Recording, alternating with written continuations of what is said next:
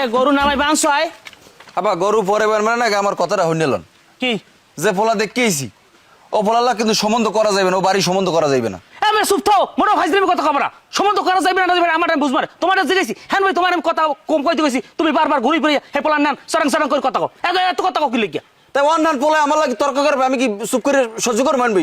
আমি কি এক ফিরে কইছি আমার মাইয়া হ্যাঁ বিয়ে দিব সিদ্ধান্ত হয়ে গেছে? হ্যাঁ এত ফাইজলামি করে কি লিখিয়া হ্যাঁ বই হে পোলাই বাড়তি কম কথা কইছে, নিজের জ্ঞানী দাবি করছে।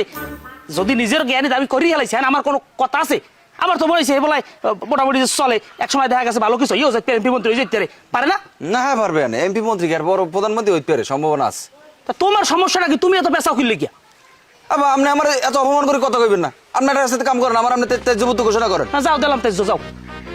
কইলে আমার আপনি লগ দিয়ে দিলেন, তা কি করবো? আমি কি বাড়ি আপনার বাড়ি কি আমি ঈশ্বরী থাই কন? আমার মাইয়া আর আমার বললো কি তো আমার ধা লাগে। ওরে বাবারে হ্যাঁ আমিও গেছি, আমার লাগে তুমিও গেছো, তা হ্যাঁ যা হইছে হে পোলাই যে সমস্ত আচার আচরণ করছে তুমি দেখছো না? আমি দেখছি না?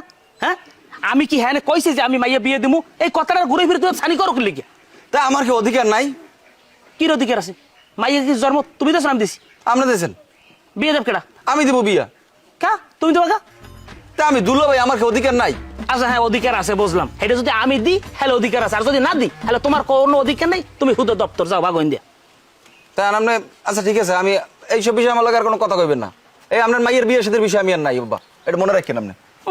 উমন্যর ভুমন্যা খায় আমার বাড়ি ঘর জামাই খায় আমার তা, আবার আমার লাগে মেজাজ দেয়, আমারে জ্ঞান দেয়, বদমাইশ জানি কমদের।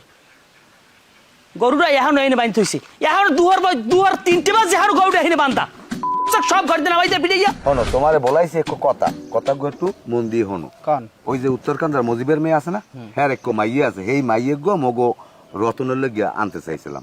তো এগুলাকে মোটামুটি কথা কাজ একটা ফাইনাল হয়েছিল, এক পর্যায়ে ঠিক হয়ে গেছে।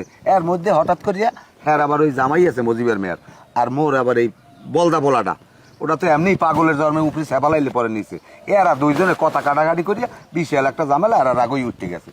এখন তুমি যদি একটু মধ্যে কিছু থাকিয়া মজিবের মেয়ের লাগে আমার লাগে একটু আর দুইটা এক করাই দে, তাহলে আমার মনে হয় একটু উপকার হইতে।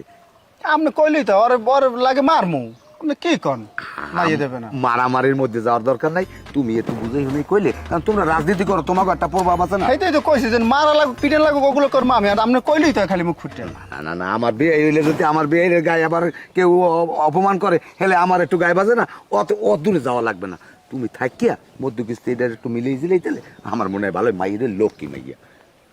আচ্ছা ঠিক আছে, তাই এইটা একটু তুমি দেখো, ঠিক আছে? আলাপ করে আমার জানাইও। আর হ্যাঁ সারা বুঝোই তো আমার পোলাটা পাগলের জন্মের। আচ্ছা ঠিক আছে, আপনি জান ওটা আমি দেখবো, আচ্ছা করে ঠিক দেবো, আছে। সমস্যা নেই। ঠিক আছে ঠিক আছে।